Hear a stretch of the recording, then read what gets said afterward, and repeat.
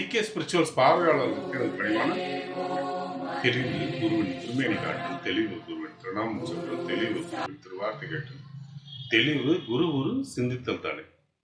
எல்லாரையும் அரவணைக்கிற போக்கு ரிஷபராசிக்காரங்களுக்கு நிறையவே உண்டு. எல்லோரும் வேணும்னு நினைக்கிறதுனாலே இவங்க படுற அவஸ்தை சொல்ல முடியாது. ஆனா மனதில் இருக்கிறதையும் பட்டுன்னு சொல்லக்கூடியவங்க தான் ரிஷபராசிக்காரங்க.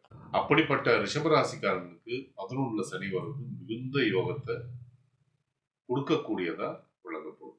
கடந்த ஒரு சனி பயிற்சின்றது அவ்வளவு சரியில்லாததா இருந்தது. வேலை அழுத்தங்களை கொடுக்கக்கூடியதா இருந்தது. மிகப்பெரிய போராட்டங்களையும் அது உண்டு பண்ணுச்சுன்னு சொல்லலாம். ஆனால் இந்த முறை அடிச்சது ஜாக்பாட்.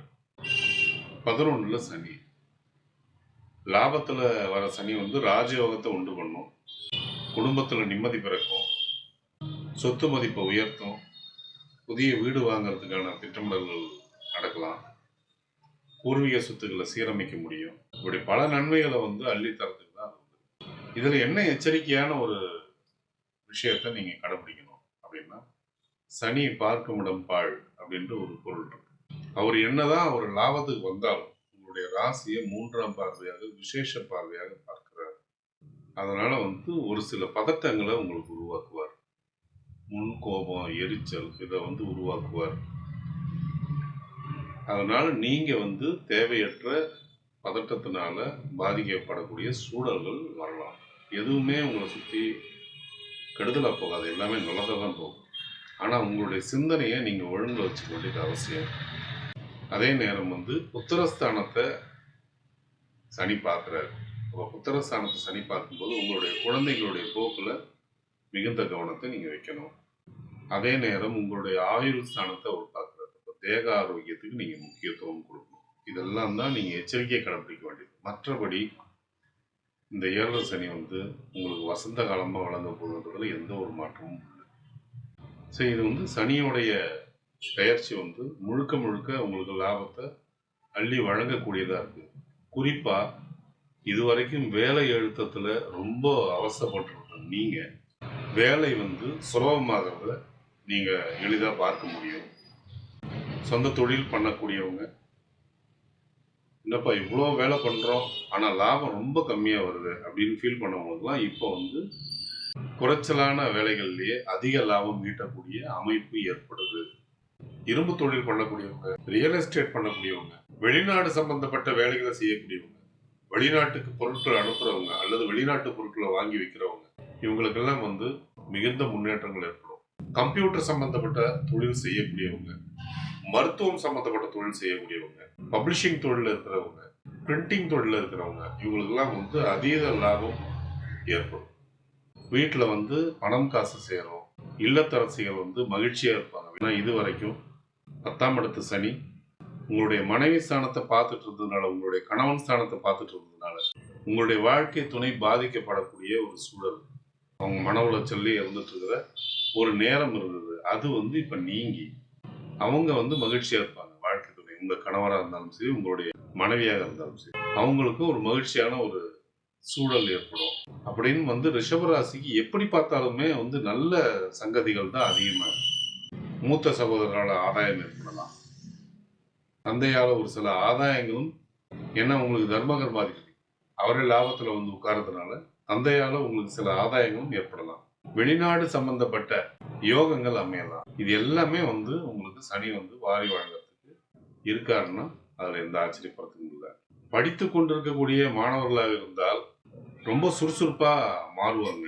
அவங்களுடைய மந்தகதி மாறும்.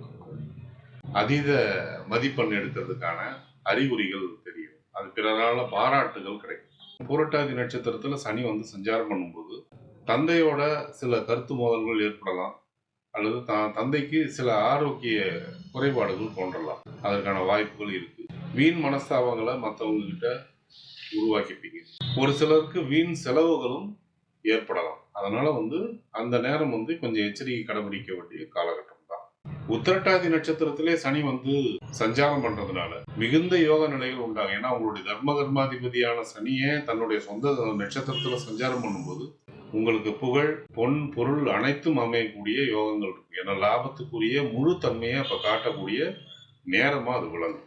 புதனுடைய நட்சத்திரமான ரேவதியில சனி சஞ்சாரம் பண்றதுனால உங்களுக்கு வெளிவட்டாரத்துல மதிப்பு கூடுறது, அதே சமயம் வந்து புது வீடு வாங்கக்கூடிய யோசனைகள், அதே நேரம் வந்து உங்களுக்கு திருமணம் சம்பந்தப்பட்ட அமைப்புகள், அதுக்காக காத்திருக்கக்கூடியவங்களுக்கு திருமணம் அமையிறது, குழந்தை பாக்கியம் அமையிறதுன்னு உங்களுக்கு வந்து யோகமான அமைப்புகள் நேரிடலாம். ஆனா அதே காலகட்டத்துல புத்திரர்கள் சம்பந்தப்பட்ட விஷயங்கள்ல நீங்க கவனம் எடுத்துக்கிறது நல்லது. உங்களுக்கு 15/7/2026 இருந்து 30/11/2026 வரைக்கும், அதே சமயம் 28/7/2027 இருந்து 13/12/2027 வரைக்கும் சனி பகவான் வக்ர கதியில இருக்கிறதுனால அந்த நேரத்துல உங்களுடைய முன்கோபத்தை கண்ட்ரோல் பண்றதும் உங்களுடைய பதட்டங்களை குறைக்கிறதும் அவசியம்.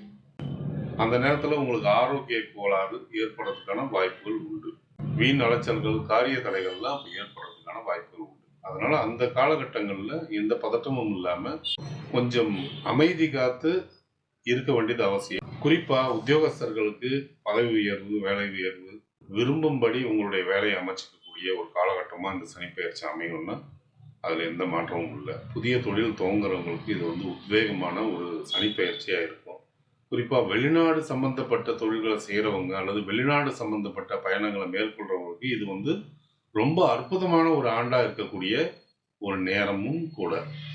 அதனால இந்த சனிப்பெயர்ச்சி எல்லா வளங்களையும் உங்களுக்கு வழங்க இருக்கிறதுனால உங்களுக்கு வந்து மென்மேலும் வாழ்வுல சந்தோஷங்கள் வந்து சேரும்னே சொல்லலாம்.